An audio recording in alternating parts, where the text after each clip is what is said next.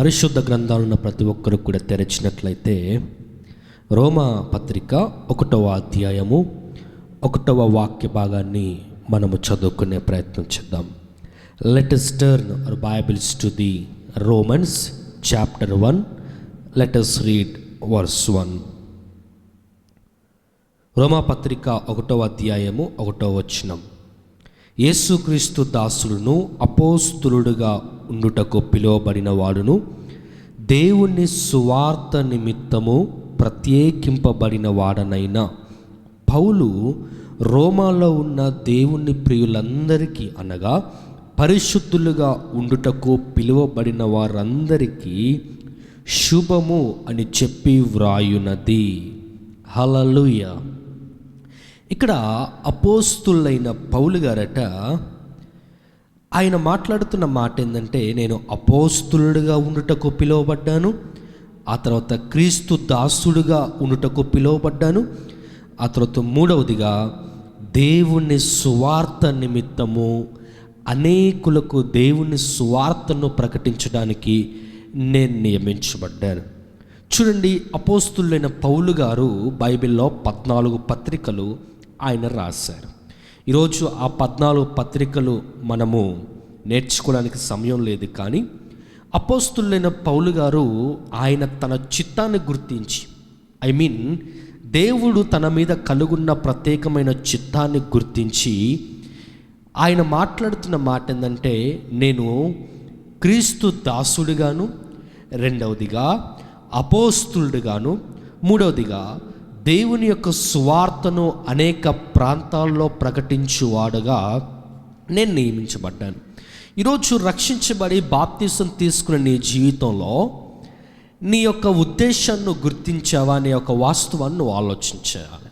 ఇక్కడ అపోస్తలుడైన పౌలు గారు మాట్లాడుతున్న మాట, నేను యేసుక్రీస్తు ప్రభువుకి దాసుడిగా ఉండడానికి పిలువబడ్డాను.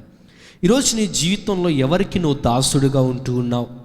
చాలామంది అపవాదికి దాసులైపోయారు, ఇరుగు పొరుగు వారికి దాసులైపోయారు. ఇంట్లో పరిస్థితిని ఆలోచన చేస్తూ ఉంటే భర్త భార్యకి దాసులుగా, భార్య భర్తకు దాసురాలుగా, పిల్లలు తల్లిదండ్రులకు దాసులుగా మారిపోతూ ఉన్నాను. మంచిదే, నేను కాదని నా ఉద్దేశం కాదు, కానీ అన్నిటికంటే ప్రాముఖ్యంగా క్రైస్తవుడు క్రీస్తుకు దాసుడిగా ఉండాలి. క్రైస్తవుడు అంటే అర్థం ఏంటి? You are a Christian. క్రైస్తవుడు అంటే క్రీస్తు నమ్ముకున్నంత మాత్రాన క్రైస్తవుడా? యేసుక్రీస్తు ప్రభువును ఆశ్రయించిన మాత్రం క్రైస్తవుడా అంటే బైబిల్ సెలవిస్తూ ఉంది, యేసుక్రీస్తు ప్రభువుకి ఎవరైతే దాసులుగా ఉంటారో, క్రీస్తుకి దాసులుగా ఎవరైతే నిలబడతారో వాళ్ళందరినీ కూడా క్రీస్తుకు దాసులు లేదా క్రైస్తవులు అని పిలుస్తూ ఉంటారు. ఇక్కడ అపోస్తులైన పౌలు గారు ఒక ప్రాంతానికో, ఒక పట్టణానికో, కొంతమంది ప్రజలకో, ఒక జాతికి మాత్రమే దాసుడిగా ఉండట్లేదు, కానీ ఆయన క్రీస్తుకు దాసుడుగా ఆయన పిలువబడుతూ ఉన్నారు. ఈ వాక్యం విన్న ప్రియ దేవుని బిడ్డలారా, నువ్వు ఎప్పుడు క్రీస్తుకు దాసుడిగా ఉంటావు? కొంతమంది పేర్లు పెట్టుకుంటారు. వాళ్ళ పేర్లు ఎలా ఉంటాయంటే క్రీస్తు దాసు అని పేరు పెట్టుకుంటారు, యేసు దాసు అని పేరు పెట్టుకుంటారు, కానీ వాళ్ళ మొత్తం జీవితం అంతా యేసుకు తప్ప, క్రీస్తుకు తప్ప అందరికీ దాసులే. క్రీస్తు దాసు అనే పేరు పెట్టుకున్నంత మాత్రాన నువ్వు క్రీస్తుకు దాసు వైపు నీ పేరు కూడా క్రియారూపంలో బయటికి రావా? ఆలోచన చేయండి. అపోస్తులైన పౌలు గారు క్రీస్తుకు దాసుడిగా మారిపోయాడట. ఆ తర్వాత మాట్లాడుతున్నాడు, నేను అపోస్తులుడిగా ఉండుటకు పిలువబడ్డాను. ఆ తర్వాత మాట్లాడుతున్నాడు, నేను సువార్తను ప్రకటించువాడిగా నియమించబడ్డాను. ఎస్, అవును. ఈ రోజుల్లో చాలామంది దేనికి నియమింపబడ్డారంటే, ఓన్లీ క్రైస్తవులంటే ఆదివారం మందిరానికి రావటానికి మాత్రమే కాదు, నువ్వు దేవుని సువార్తను కూడా నువ్వు ప్రకటించాలి. దేవుని సువార్తను కూడా నువ్వు అనేక మందికి పంపించాలి. దేవుని సువార్తను పెంపొందించడానికి, దేవుని సువార్తను అనేక ప్రాంతాలకు వెదజల్లడానికి, దేవుని సువార్తను అనేక ప్రాంతాలకు పంపించడానికి దేవుడు నిన్ను ఎన్నుకున్నాడనే వాస్తవాన్ని నువ్వు ఆలోచించేయాలి. చూడండి, చాలామంది అంటారు, అయ్యా దేవుని సువార్తను మేము ప్రకటించాలంటే మాకు ఒక మైక్ ఇస్తే మేము చెప్పేస్తాం అంటారు. అది నీకు అసాధ్యం. మైక్ ఇస్తేనే నువ్వు దేవుని సువార్త చెప్తాను అని అనకూడదు. మైక్ ఉన్నా మైక్ లేకపోయినా ఫర్ ఎగ్జాంపుల్ నువ్వు ఒక ఉద్యోగం చేస్తూ ఉన్నావు, ఒక ప్రాంతంలో ఉన్నావు, నీ నోరే నీకు ఒక పెద్ద మైక్. అవునంటారా కాదంటారా? నేను ఒక మంచి సాక్ష్యాన్ని చెప్పగలను. మా తల్లిదండ్రులు లేదా మా తాతగారు వాళ్ళు దేవుని సేవకు వచ్చినప్పుడు వాళ్ళకి ఎటువంటి మైక్ సిస్టమ్ లేదు. ఇప్పుడేదో పెద్ద పెద్ద మైక్ సిస్టమ్ వచ్చేసాయి. ఒక్కొక్క మైక్ 20,000 పెట్టి కొంటా ఉన్నారు. రకరకాల బ్రాండ్లు అట, షోర్ అట, స్టూడియో మాస్టర్ అట, మ్యాకీ అట, ఆ తర్వాత అహుజా అట. మా చర్చిలో ఉన్న కుర్రోళ్ళు కూడా ఇటువంటి టైప్ ఆఫ్ మైక్ సిస్టమ్ వాళ్ళు పెడుతూ ఉంటారు. చాలా సంతోషం, చాలా అద్భుతంగా అవన్నీ నడుస్తూ ఉంటాయి. ఇప్పుడు రకరకాల బ్రాండులతో లక్షల రూపాయలు పెట్టి కొనేస్తూ ఉన్నారు. కానీ ఆనాటి కాలంలో ఏ మైకు లేదండి. అపోస్తలుడైన పౌలు గారు స్వార్థ ప్రకటించినప్పుడు ఏ మైకు ఆయన దగ్గర లేదు.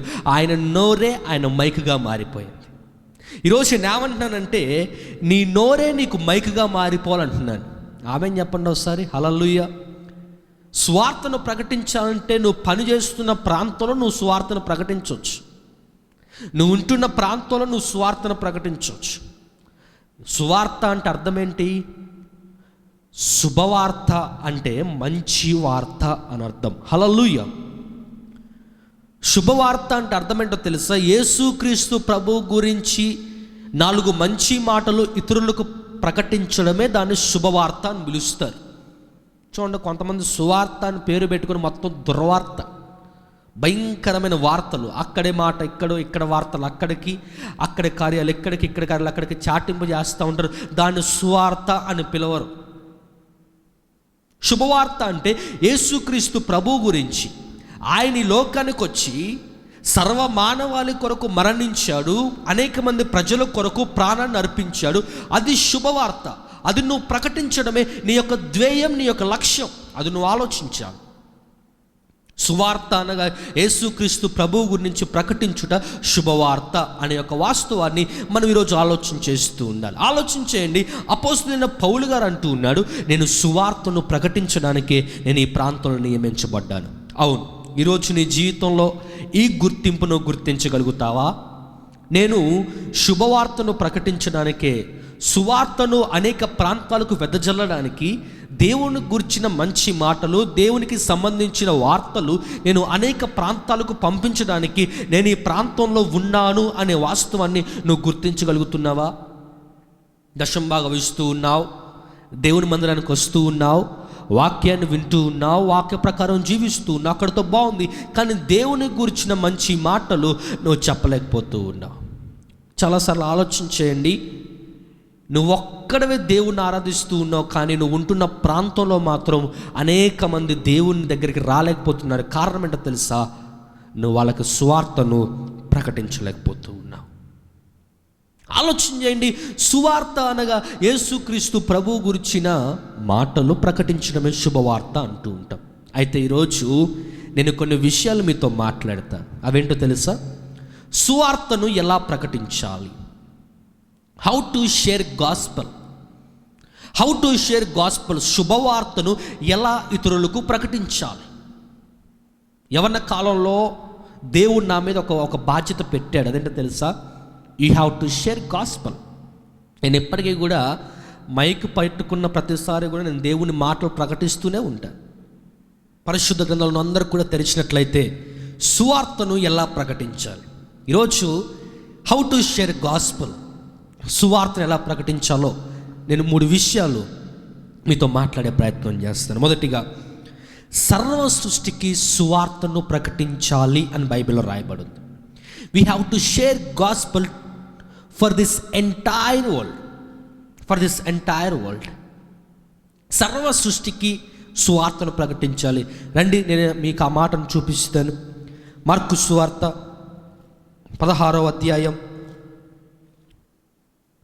15వ వాక్య భాగంలో ఆ మాటను మనం చూస్తూ ఉన్నాం. మార్కు సువార్త 16వ అధ్యాయం 15వ వాక్య భాగం. మరియు మీరు సర్వలోకమునకు వెళ్ళి సర్వ సృష్టికి సువార్తను ప్రకటించుడి. నమ్మి బాప్తీసం పొందువాడు రక్షింపబడును, నమ్మని వానికి శిక్ష విధింపబడును. ఇది యేసుక్రీస్తు ప్రభువారు చెప్తున్న మాట. నమ్మి బాప్తీసం పొందువాడు రక్షించబడును, నమ్మని వానికి శిక్ష ఏం చేయబడుతుంది? విధించబడుతుంది. సువార్తను ఎలా ప్రకటించాలి? How to share gospel. మొదటిగా బైబిల్ సెలవిస్తూ ఉంది, సర్వ సృష్టికి సువార్తను ప్రకటించాలి. ఏం చేయాలట? సర్వ సృష్టికి సువార్తను ప్రకటించాలి. క్రైస్తవుడిగా నీ బాధ్యత సువార్తను ప్రకటించడం అయితే బైబిల్ సెలవిస్తూ ఉంది, నీవు సర్వ సృష్టికి సువార్తను ఏం చేయాలి? ప్రకటించాలి. చూడండి, చాలామంది అంటూ ఉంటారు, మేము ఉంటున్న ప్రాంతంలో సువార్త చేస్తే చాలు అనుకుంటారు. మేము నివసిస్తున్న కుటుంబంలో సువార్త చేస్తే చాలు అనుకుంటారు. నేను చదువుతున్న కాలేజీలో సువార్త ప్రకటిస్తే చాలు అనుకుంటారు. కానీ కాదండి, నువ్వున్న ప్రాంతంలోనూ మాత్రమే కాదు, సర్వ సృష్టికి నువ్వు వెళ్ళి సువార్తను ప్రకటించాలి. హల్లెలూయా. అది యేసుక్రీస్తు సాక్షాత్తు ఆయన నోటి ద్వారా చెప్పిన మాట. నీవు సర్వ సృష్టికి వెళ్ళి సువార్తను ఏం చేయాలి? ప్రకటించాలి. We have to preach the gospel to this entire world. ఒకవేళ ఆ మాట ఒక మనిషి చెప్తే మనం ఆలోచించవచ్చు, ఒక వ్యక్తి చెప్తే మనం ఆలోచించవచ్చు, ఒక అధికారి చెప్పుంటే మనం ఆలోచించవచ్చేమో. కానీ అది యేసుక్రీస్తు ప్రభువారు చెప్పిన మాట, నువ్వు సర్వ సృష్టికి వెళ్ళి సువార్త ప్రకటించాలి. అవును, ఆనాడు యేసుక్రీస్తు ప్రభువారు పరలోకానికి ఆరోహణమై వెళ్ళిపోతున్న సమయంలో శిష్యులందరినీ కూడా పిలిచి ఆయన చెప్తున్న మాట ఏందో తెలుసా? మీరు సర్వ సృష్టికి వెళ్ళి సర్వలోకానికి సువార్తను ప్రకటించండి. కారణం ఏంటో తెలుసా? లోకంలో, సృష్టిలో చాలామంది నశించిపోతూ ఉన్నారు. నశించిపోయే ఆత్మలను వెతికి రక్షించడానికి ఈ లోకానికి వచ్చాను దేవుడు చెప్పాను. అవునండి, యేసుక్రీస్తు ప్రభువారు ఆయన ఒక ప్రాంతంలోనే ఆయన సువార్త చెప్పలేదు. ఆయన పుట్టిన బెత్లెహేములో మాత్రమే చెప్పాడా సువార్త? లేదా నజరేతు, ఆయన పెరిగిన నజరేతులో మాత్రమే చెప్పాడా? లేదండి, ఆయన అనేక ప్రాంతాలు తిరిగాడు. గలిలయ ప్రాంతానికి వెళ్ళాడు, కపెర్నహూముకి వెళ్ళాడు, ఆ తర్వాత గెన్నేసరెతు ప్రాంతానికి వెళ్ళాడు. రకరకాలైన ఊర్లు, యెరూషలేములో చాలా ప్రాంతాలు, అనేక ప్రాంతాలు యేసుక్రీస్తు ప్రభువారు కాలనడకన వెళ్ళి సువార్తను ప్రకటించారు. ఆయన ఒక ప్రాంతంలోనే ఉండలేదండి, ఆయన అనేక ప్రాంతాలు తిరిగి సువార్తను ప్రకటించాడు. కారణం ఏంటో తెలుసా? అనేక ప్రాంతాల్లో సువార్తను అంగీకరించని వారు చాలామంది ఉన్నారు. ఈరోజు ఈ కార్యక్రమం చూస్తున్న మీ అందరికి నేను చెప్తున్న మాట ఏంటంటే, ఈ యొక్క టీవీలో లేదా యూట్యూబ్ ఛానల్లో నిలబడి దేవుని వాక్యాన్ని చెప్తున్న నేను కూడా ఇదే లక్ష్యాన్ని కలిగి ఉన్నాను. ఒక ప్రాంతం మాత్రమే కాదు, అనేక ప్రాంతాలకు వెళ్ళి దేవుని సువార్తను ప్రకటించాలని నా యొక్క ఆశ. అందుకే నా యూట్యూబ్ ఛానల్లో కవర్ ఫోటో, ప్రొఫైల్ ఫోటో కాదండి, కవర్ ఫోటోలో చూస్తే అక్కడ ఈ లైన్ మీకు కనబడుద్ది. ఏంటో తెలుసా? To preach the living word of God to this dying world. అంటే దాని అర్థం ఏంటి? నశిస్తున్న ప్రపంచానికి సజీవమైన దేవుని మాటలు ప్రకటించడమే నా యొక్క లక్ష్యము అని నేను పెట్టుకున్నాను. అక్కడ నశిస్తున్న ఈ యొక్క లోకమనబడిన సముద్రంలో దేవుని సువార్తను ప్రకటించడమే నా యొక్క ప్రధానమైన ఆశయం. మీరు చెక్ చేసినా అదే కనబడుతుంది అక్కడ. To preach the living word of God to this dying world. ఈరోజు నీ యొక్క ధ్యేయము, నీ యొక్క లక్ష్యం ఏమై ఉండాలంటే, వాక్యం సెలవిస్తూ ఉంది, బైబిల్ సెలవిస్తూ ఉంది, సర్వ సృష్టికి సువార్తను ప్రకటించడమే క్రైస్తవుని యొక్క లక్ష్యమై ఉండాలి. సర్వ సృష్టికి సువార్తను ప్రకటించాలి. అది సోషల్ మీడియా ద్వారా అయినా కావచ్చు, లేకపోతే అది ట్విట్టర్ అయినా కావచ్చు, యూట్యూబ్ అయినా కావచ్చు, ఫేస్బుక్ అయినా కావచ్చు. ఈ రోజుల్లో ఫేస్బుక్లు చాటింగ్ కోసం వాడుతూ ఉన్నారు. నేను ఏ రోజు కూడా నా సోషల్ మీడియా అకౌంట్స్ నేను చాటింగ్ కోసం ఎప్పుడూ వాడలేదు. నేను దేవుని సువార్తను ప్రకటించడానికి వాటిని వాడుతూ ఉంటాను. ఈరోజు నువ్వు ఏ సంఘంలో అయితే ఉన్నావో, నువ్వు ఉంటున్న సంఘంలో నీ దేవుని సేవకుడు సువార్తను ప్రకటిస్తూ ఉంటే, అతడు చెప్పిన మాటలు, అతడు చెప్తున్న వాక్యాలు నువ్వేం చేయాలో తెలుసా? వాటిని సోషల్ మీడియాలో నువ్వు పంపిస్తూ ఉండాలి. సోషల్ మీడియాలో వాటిని సెండ్ చేస్తూ ఉండాలి. తద్వారా నువ్వు కూడా సర్వ సృష్టికి వెళ్ళి సువార్తను ప్రకటించిన వాడు అవుతావు. చాలామంది అంటారు, అయ్యా పాస్టర్ గారు, మీతో పాటు అనేక ప్రాంతాల్లో వచ్చి సువార్త ప్రకటించే ఆ యొక్క ధన్యత మాకు లేదే అంటారు. అవును, ఆ ధన్యత నీకు లేకపోవచ్చు, కానీ నువ్వు ప్రార్థన చేయాలి. ప్రభువా, మా సేవకుడు అనేక ప్రాంతాలకు వెళ్ళి సువార్తను ప్రకటిస్తూ ఉంటే మీరుండండి, మీరు తోడుగా ఉండండి, మీరు ఆయన భద్రపరచును వాడుకుని మీరు ప్రార్థిస్తే దేవుని సేవకుడు వెళ్తే మీరు వెళ్ళిపోయినట్టే. అది మీరు గుర్తుంచుకోవాలి.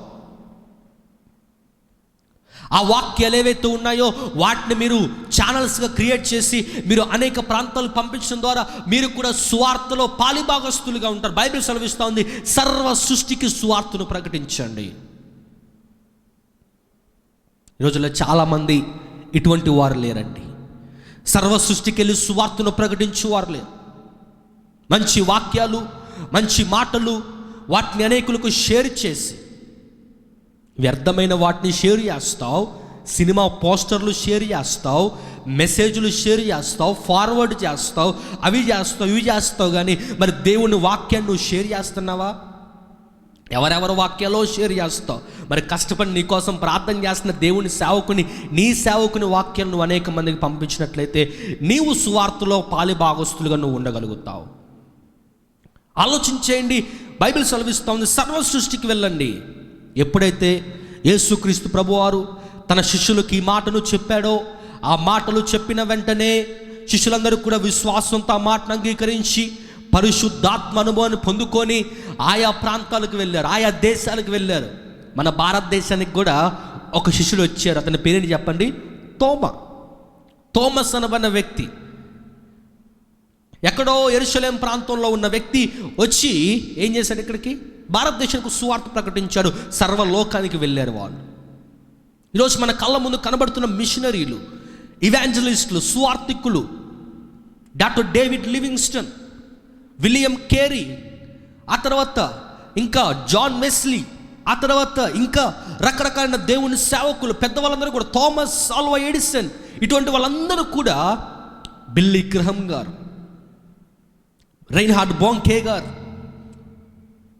రకరకాల దేవుని సేవకులు, వీళ్ళందరూ కూడా అనేక ప్రాంతాలకు వెళ్ళి దేవుని స్వార్థను ప్రకటిస్తే ఈరోజు కొన్ని కోట్ల మంది ప్రజలు ప్రపంచంలో క్రైస్తవులుగా మార్చబడ్డారు, క్రీస్తుని అంగీకరిస్తున్నారు. ఈరోజు ప్రార్థించు, అయ్యా నేను సర్వ సృష్టికి వెళ్ళి సువార్తను ప్రకటించాను, సర్వ సృష్టికి వెళ్ళి సువార్తను నువ్వు ప్రకటించాలని దేవుడు మాట్లాడుతూ ఉన్నాడు ఈరోజు. మరి నీలో ఆ తపన ఉందా? ఎప్పుడు ఇంట్లో కూర్చోవటం, ఎప్పుడు ఇంట్లో కూర్చొని ఏవేవో కార్యక్రమాలు చేయటం, దేవుని సువార్తలో పాలు పంపులు పంచుకోకుండా, దేవుని సువార్తలో పాలిభాగస్తుల్లో ఉండకుండా, బాగా తిని భయంకరంగా నిద్రపోయి జీవితాన్ని పాడు చేసుకోవడం, ఇలాంటి వారిని ఎప్పుడు కూడా ఆశీర్వదించాడు దేవుడు. బద్ధకస్తులను దేవుడు ఎప్పుడు కూడా ఆశీర్వదించి ఈ విషయాన్ని గుర్తుంచుకోవాలి. నీ జీవితంలో దేవుని కలిగి ఉండాలి. యేసుక్రీస్తు ప్రభువును కలిగి ఉన్నప్పుడే దైవ ఆశీర్వాదాలు, దైవ దీవెనలు, ఆయన కృప మెండుగా నీ పట్ల దేవుడు కనపరుస్తూ ఉంటాడు. ఆలోచించే ప్రియమైన దేవుని బిడ్డలారా, నీ జీవితంలో దేవుడు ఉండాలి. యేసుక్రీస్తు ప్రభువు నీతో ఉండాలి. యేసయ్య నీలో ఉంటే నీ జీవితం ఆశీర్వదించబడుతుంది. యేసయ్య నీతో ఉంటే నీ జీవితం దీవించబడుతుంది. సువార్తను ఎలా ప్రకటించాలంటే సర్వ సృష్టికి ప్రకటించాలి. వాడు నీ సోషల్ మీడియా అకౌంట్ సువార్తను పెంపొందించడానికి, సువార్తను ప్రకటించడానికి, అనేక ప్రాంతాలు, అనేక దేశాలు వెళ్ళడానికి వాడు సోషల్ మీడియాను వాడుతూ ఉండు. నీ జీవితంలో దేవుడు గొప్ప కార్యాలు జరిగిస్తాడు. రెండో విషయం దగ్గరకు వచ్చేద్దాం. సువార్త ఎలా ప్రకటించాలంటే భారముతో ప్రకటించాలట. ఎలా ప్రకటించాలి? భారముతో ప్రకటించాలి. చూద్దామా? ఆ మాట మీకు చూపిస్తాను రండి. కొరింథీయులకు రాసిన మొదటి పత్రిక 9వ అధ్యాయం 16వ వాక్య భాగం మనం చదువుకుందాం. కొరింథీయులకు రాసిన మొదటి పత్రిక 9వ అధ్యాయం, పరిశుద్ధ గ్రంథాలను అందరూ కూడా తెరచి 9వ అధ్యాయం 16వ వాక్య భాగాన్ని మనం చదువుకుంటే అక్కడ ఈ విధంగా మాట్లాడుతూ ఉన్నాడు. నేను సువార్తను ప్రకటించుచున్నాను, నాకు అతిశయ కారణము లేదు. సువార్త ప్రకటించవలసిన భారము నా మీద మోపబడింది. అయ్యో, నేను సువార్తను ప్రకటింపపోయిన ఎడల అది నాకు శ్రమ. అపోస్తలుడైన పౌలు గారు మాట్లాడుతూ ఉన్నాడు, సువార్తను ప్రకటించే భారము నా మీద ఉంది, అది నేను ప్రకటించకపోతే అది నాకు ఎలా ఉంది? శ్రమ. ఈరోజు నీ జీవితంలో సువార్త అనేది మొదటిగా సర్వలోకానికి ప్రకటించాలి. రెండవది సువార్తను భారముతో ప్రకటించాలట. ఎలా ప్రకటించాలి? భారం. ఈరోజు చాలామందికి సువార్త పట్ల భారం లేదండి. యేసుక్రీస్తు ప్రభువు గురించిన రక్షణ వార్త, శుభవార్త గురించి భారముగా ప్రకటించలేకపోతూ ఉన్నారు. నాకు అందింది కదా సువార్త, వాళ్ళకి అందితే ఏంటి, అందకపోతే ఏంటి? వాళ్ళు సువార్త వింటే ఏంటి, వినకపోతే ఏంటి? భారం లేదు. నువ్వు భారం కలిగి సువార్త ప్రకటిస్తే ముందు వాళ్ళు రక్షించబడతారు. అయ్యో, అనేక ప్రాంతాలకు సువార్తను వెదజల్లించాలి, ఇంకా 2 ప్రాంతాల్లోనే ఉన్నాయా, ఇంకా 2 ప్రాంతాలకు వెళ్ళాలి, ఈ ప్రాంతం బట్టి నేను స్వార్థను ప్రకటించానా, ఈ ప్రాంతమే కాదు ఆ ప్రాంతానికి కూడా వెళ్ళాలి అనే భారము. అపోస్తలుడైన పౌలు గారు అంటూ ఉన్నాడు, నేను ఓన్లీ కొరింథీ పట్టణం మాత్రమే కాదు, ఎఫెసీ పట్టణానికి కూడా వెళ్ళాలి, ఫిలిప్పీ పట్టణానికి కూడా వెళ్ళాలి, ఆ తర్వాత రోమా పట్టణానికి కూడా వెళ్ళాలి. అంటే నాకు భారం ఉంది. ఒక ప్రాంతంలో కూర్చొని స్వార్థ చేస్తే సరిపోదు, అనేక ప్రాంతాలకు వెళ్ళి భారంగా ప్రకటించాలి. ఆ భారం దేవుడు నా మీద మోపాడు. అవును, యవ్వన కాలంలో, ఆ తర్వాత పెద్ద వయసుగా ఉన్న నీ జీవితంలో, సంఘంలో ఉన్న నీ జీవితంలో అదొక భారంగా దేవుడి మీద పెట్టాడు. సువార్తను ప్రకటించాలి. ఎందుకో తెలుసా? అనేక మంది ఆత్మలు నశించిపోతూ ఉంటే వాళ్ళందరినీ కూడా దేవుని వైపు త్రిప్పే భారము దేవుని మీద పెట్టాడు. నువ్వు భారంతో సువార్తను ప్రకటించే ఆ యొక్క భారము దేవుని మీద పెట్టాడు. మరి ఆ భారాన్ని నువ్వు మోయగలుగుతున్నావా? ఆ భారాన్ని నువ్వు తీసుకోగలుగుతున్నావా? ఆ భారాన్ని నీ మీద పెట్టుకోగలుగుతున్నావా? ఈరోజులో చాలామందికి స్వార్థ భారం లేదండి, పరిచర్య భారం లేదు. అయ్యో, నేను దేవుని సన్నిధిలో పరిచర్య చేయాలి, దేవుని సన్నిధిలో సమయాన్ని గడపాలి, భారం లేదు. చాలామంది జీవితంలో భారం లేదు. ఏంటో తెలుసు, ఈ రోజుల్లో చాలామందికి ఉన్న భారం, అయ్యి బాబోయ్, ఈరోజు సెల్ ఫోన్ నొక్కలేదేంటి, ఈరోజు గేమ్ ఆడలేదు కదా, ఈరోజు బజార్ల మధ్య తిరగలేదు కదా. ఇది భారం అయిపోతుంది చాలామందికి. కానీ దేవుని స్వార్థ భారం అర్థం కావట్లేదు, దేవుని పరిచర్య భారము చాలామందికి అర్థం కావట్లేదు, దేవుని సన్నిధానంలో ఉన్న భారము చాలామందికి అర్థం కావట్లేదు. అపోస్తలుడైన పౌలు గారు చెప్తూ ఉన్నాడు, నేను సువార్తను భారముగా ప్రకటించని ఎడల అది నాకు శ్రమ. అవును, నీకు శ్రమ. మరి నువ్వు దేవుని పెట్టిన భారం నువ్వు పూర్తి చేయకపోతే అది నీకు శ్రమ కాకపోతే అది నీకు మేలవుతుందా? అది నీకు శ్రమ. చాలా జాగ్రత్త. నువ్వు దేవుని సువార్తను భారముతో ప్రకటించాల్సిన బాధ్యత నీకుంది. దేవుని సువార్తను భారముతో ప్రకటించాల్సిన బాధ్యత దేవుని మీద పెట్టాడు. ఈరోజు నువ్వు భారంతో ప్రకటిస్తున్నావు. ఒకవేళ నువ్వు ఒక పని చేస్తున్న ప్రాంతంలో నువ్వు ఒక్కడవే దేవుని నమ్ముకున్నావు, దేవుని సువార్తను అంగీకరించి రక్షించబడ్డావు, కానీ ఇరుగు పొరుగు వారు, నీ పక్కన ఉన్న వారు మాత్రం వాళ్ళకి దేవుడు తెలియదు. ఆ భారం నీ మీదనే ఉంది. చాలామంది అనుకుంటారు సువార్తను ప్రకటించే భారం పాస్టర్ గారిది అనుకుంటారు, కానీ అది తప్పండి. పాస్టర్ గారికి మాత్రమే కాదు, నీకు కూడా చాలా భారం ఉంది.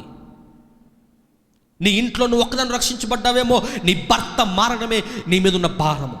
ఆయనకు సువార్త చెప్పి నువ్వు మార్చడమే నీ మీద ఉన్న భారము. నీ పిల్లలకు సువార్త చెప్పి వాళ్ళని మార్చడమే నీ మీద దేవుడు పెట్టిన భారము. నీ ఇరుగు పొరుగు వారికి, అనేక ప్రాంతాల్లో ఉద్యోగస్తులకి, నీ కో వర్కర్స్కి, వాళ్ళందరూ కూడా సువార్తలకు నశించిపోతూ ఉంటే దేవుడు భారంగా నిన్ను పెట్టాడు. ఒక కంపెనీ ఉందనుకోండి, ఆ కంపెనీలో అందరూ కూడా హైందవులు ఉన్నారనుకో, నువ్వు ఫస్ట్ క్రైస్తవుడిగా అడుగుపెట్టావు. అసలు దేవుడు నాకు ఎందుకు అడుగు పెట్టించాడు తెలుసా? ఆ భారం అక్కడ ఉంది నీ మీద. వాళ్ళందరిని మార్చే భారం దేవుని మీద పెట్టాడు కాబట్టి ఆ ప్రాంతానికి పంపించావు. నువ్వు కూడా వెళ్ళిపోయి వాళ్ళతో కలిసిపోయి తాగుడు, భయంకరమైన తిరుగుడు, భయంకరమైన కార్యాలు చేస్తూ ఉంటే ఎక్కడ నడిపించేది? భారం ఎక్కడుంది? దేవునికి ఎవరు కావాలో తెలుసా? భారముతో స్వార్థ ప్రకటించే యవనస్తులు దేవునికి కావాలి. భారముతో దేవుని పరిచర్య నడిపించే యవనస్తులు దేవునికి కావాలి. మామూలుగా ఏదో ఆశగా వెళ్తున్నాం వస్తున్నాం కాదండి. నువ్వు ఒక పని చేస్తున్నావు అంటే నీ కాన్సన్ట్రేషన్ దాని మీద ఉండాలి. నీ కాన్సన్ట్రేషన్ దాని మీద ఉండాలి. భారముతో స్వార్థను ప్రకటించాలి. ఈరోజు ఈ వాక్యం విన్న ప్రియ దేవుని బిడ్డలారా, ఈ ఆన్లైన్ కార్యక్రమాల్లో, ఈ టీవీలో, ఈ యొక్క సోషల్ మీడియాలో ఈ వాక్యాన్ని విన్న ప్రియ దేవుని బిడ్డ, నీ కుటుంబస్తులు మారడము దేవుని మీద పెట్టిన భారమే. నీ వీధిలో అనేక మంది సువార్త ప్రకటించి అనేక మంది సువార్తను తెలుసుకోకుండా ఉన్నారేమో, వాళ్ళకు సువార్తను ప్రకటించే భారం దేవుని మీద పెట్టాడు. వెళ్ళి కూర్చో. సాయంకాలం కాగానే ముసలి ముచ్చట్లు పెడతావు, సాయంకాలం కాగానే వ్యర్థమైన మాటలు మాట్లాడతావు, సాయంకాలం కాగానే ముచ్చట్లు పెట్టి ఇరుగు పొరుగు వారిని వాళ్ళని వీళ్ళు రోడ్డు మీద పోయే వాళ్ళందరినీ కూడా భయంకరంగా పరిమర్శిస్తూ వాళ్ళని భయంకరమైన మాటలతో హేళన చేస్తూ ఉంటావు. అది కాదు, అది కాదు, అది కాదు. వాళ్ళకి భారంతో సువార్తను ప్రకటించు, సువార్తను ప్రకటించు భారంతో. అపోస్తలుడైన పౌలు గారు మాట్లాడుతున్నారు, అయ్యో నేను సువార్తను ప్రకటించని ఎడల నాకు అది శ్రమ. ఈరోజు నువ్వు అదే మాటను నువ్వు ఎంచుకోగలుగుతావా? ఈరోజు నేను భారంతో సువార్తను ప్రకటించకపోతే అది నాకు శ్రమ, అది నాకు శ్రమ.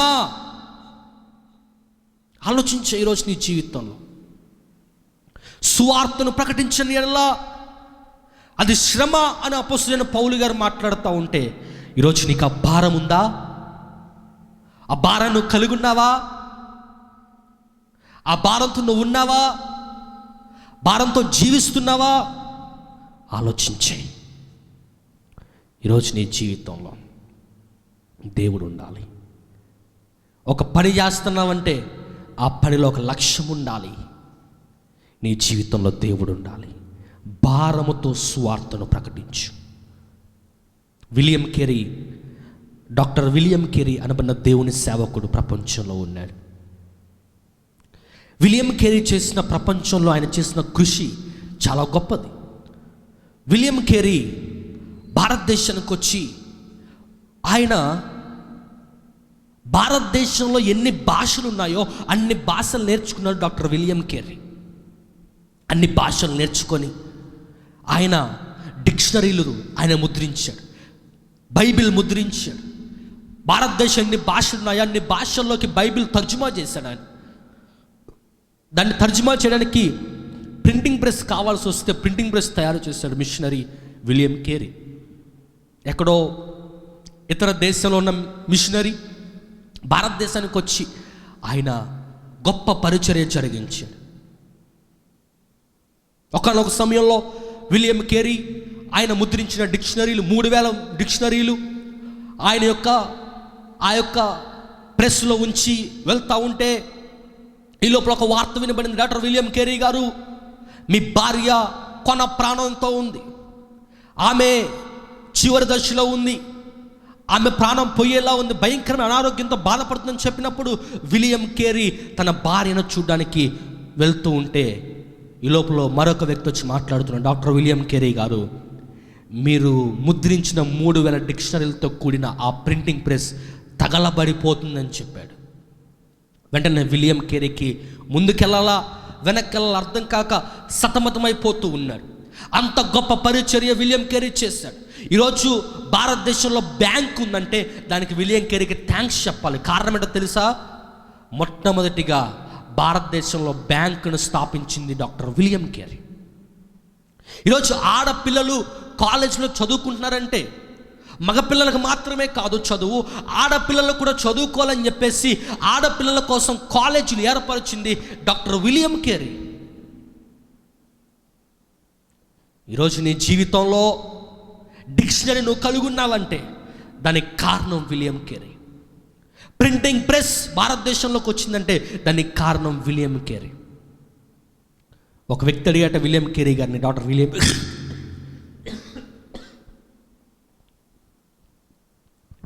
ఎవరో ఒక వ్యక్తి అడిగాట విలియం కేరీ గారు, డాక్టర్ విలియం కేరీ గారు, మీరు ఇంత భారముతో స్వార్థను ప్రకటిస్తున్నారంటే దానికి కారణం ఏంటో చెప్పండి అని చెప్పినప్పుడు ఆ విలియం కేరీ అన్నాడట, అయ్యా దేవుడు నా మీద పెట్టిన భారమే సువార్త భారం.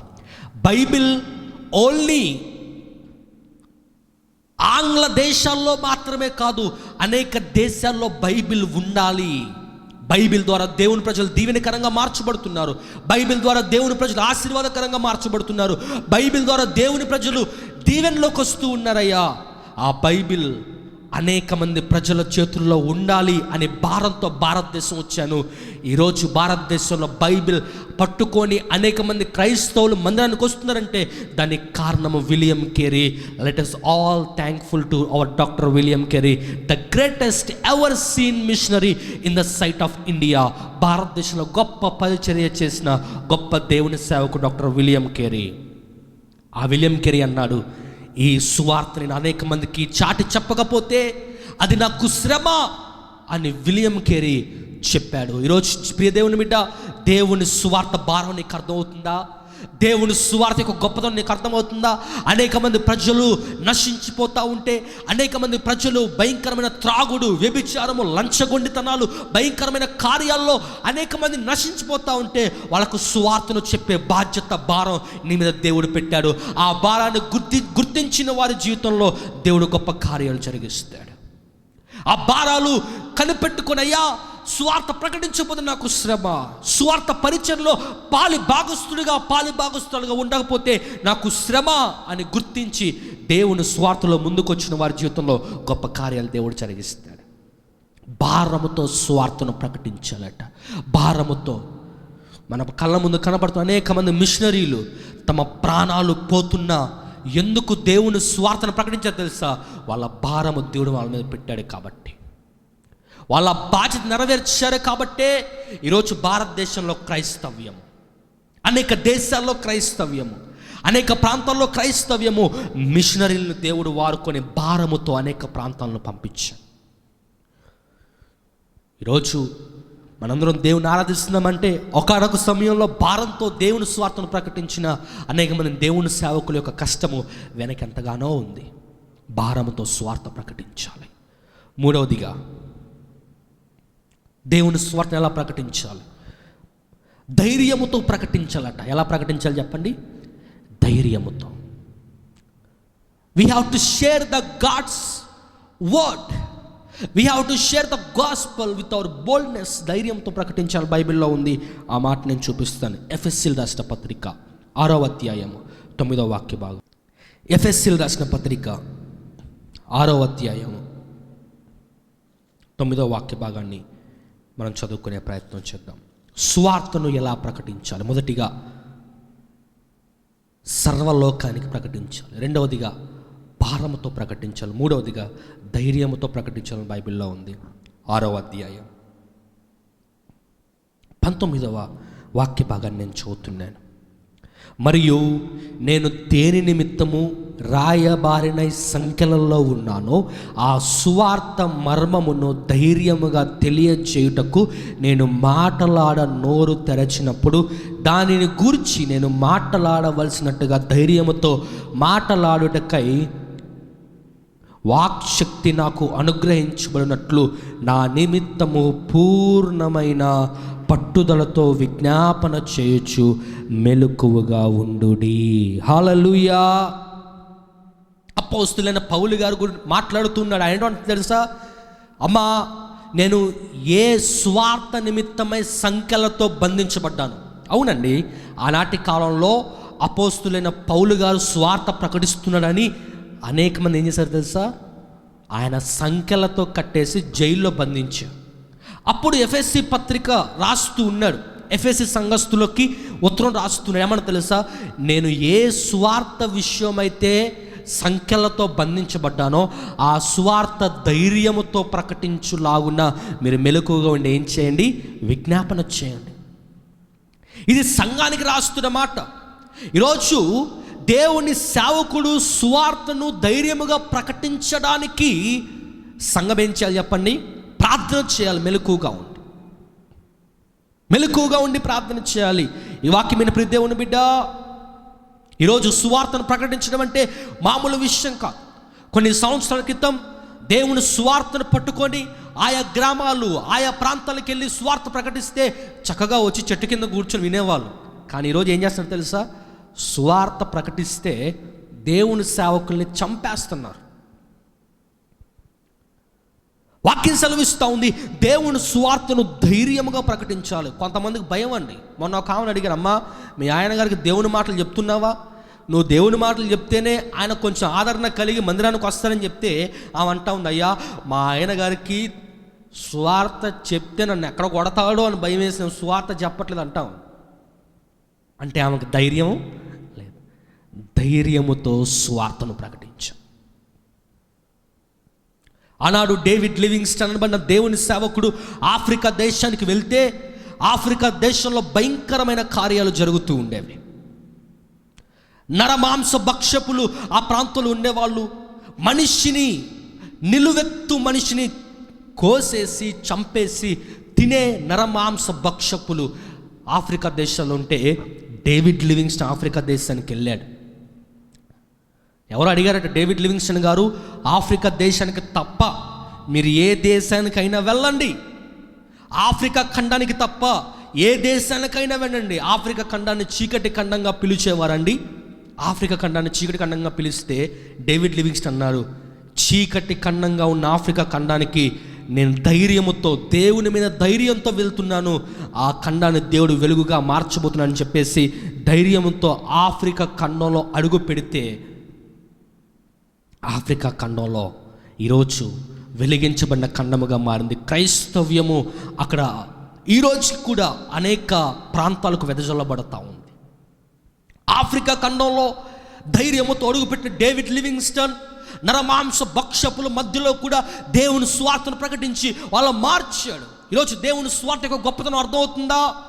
దేవుని స్వార్థ యొక్క గొప్పతనం నీకు అర్థమవుతుందా? ప్రతి దేవుని బిడ్డ, దేవుని స్వార్థలో గొప్ప మాధుర్యము, ధైర్యముతో ప్రకటిస్తే గొప్ప అద్భుతాలు దేవుడు జరిగిస్తూ ఉంటాడు. ధైర్యముతో ప్రకటిస్తే అనేక ఆశ్చర్య కార్యాలు, సూచక క్రియలు జరుగుతాయి. ధైర్యముతో స్వార్థ ప్రకటించేవారు కావాలి. ధైర్యముతో స్వార్థ ప్రకటించేవారు లేవాలి. ధైర్యముతో ఆయా ప్రాంతాలు, అయ్యా నా ప్రాణం పోయినా పర్లేదు నేను దేవుని కోసం నిలబడతా అన్నవారు కావాలి. బైబిల్లో అనేక మంది అపోస్తులు, బైబిల్ అనేక మంది గొప్ప గొప్ప దేవుని సేవకులు శిరశ్ఛాదనం చేయబడ్డారు, దేవుని కోసం నరకబడ్డారు, దేవుని కోసం పొడవబడ్డారు, దేవుని కోసం తమ ప్రాణాలు అర్పించారు. ఈరోజు అటువంటి వారు లేవాలి. దేవుని యొక్క సువార్త నిమిత్తము ప్రాణాన్నైనా సైతం అర్పించే వాళ్ళు దేవునికి కావాలని బైబిల్ సెలవిస్తూ ఉంది. ఈరోజు దేవుని సువార్త కోసం ప్రాణాన్ని అర్పించగలుగుతున్నావా? దేవుని సువార్త కోసం ప్రాణాన్ని పెట్టగలుగుతున్నావా? దేవుని సువార్త కోసం నీ ప్రాణాన్ని అర్పించే ధైర్యం నీకుందా? ఆ ధైర్యం కావాలండి. సేవకైనా చావుకైనా సిద్ధమే అనబన్నవారు దేవునికి కావాలి. దేవుని పనికైనా లేకపోతే మరణానికైనా సిద్ధమే అని ధైర్యముతో స్వార్థ ప్రకటించే యవనస్తులు ప్రపంచం లేవాలి. బైబిల్ సెలవిస్తూ ఉంది, సర్వ సృష్టికి స్వార్థను ప్రకటించాలి. రెండవదిగా భారంతో ప్రకటించాలి. మూడవదిగా ఏం చేయాలో తెలుసా? స్వార్థను ధైర్యముగా ప్రకటించాలి. ఆనాడు సువార్థికులను, అపోస్తలుని మొదటి శతాబ్ద కాలంలో, నీరో చక్రవర్తి కాలంలో భయంకరమైన హింసలు, బైబిల్ పట్టుకొని స్వార్థను ప్రకటించే వారిని భయంకరంగా నరహత్య చేస్తూ ఉండేవాళ్ళు. బట్టలు విప్పి భయంకరంగా కొడుతూ ఉండే వాళ్ళని వాళ్ళు భయంకరంగా నరహత్యలో చేయబడ్డారు. ఆనాడు అపోస్తులు చేసిన త్యాగము ఈరోజు క్రైస్తవ్యానికి దీవెనకరంగా మారింది. గట్టిగా చప్పలు కొట్టేసిన మేము పరుద్దాం, హల్లెలూయా.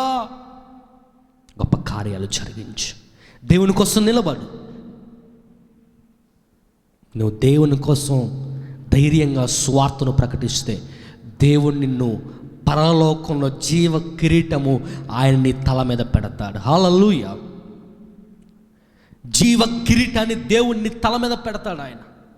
ధైర్యముతో స్వార్థను ప్రకటిస్తే ఆయన విడిచిపెట్టే దేవుడు కానే కాదు. ఆయన అద్భుతాలు, ఆశ్చర్యకార్యాలు, సూచక క్రియలు, మెండైన అద్భుతాలు దేవుని పట్ల జరిగించడానికి సిద్ధంగా ఉన్నాడు ఆయన.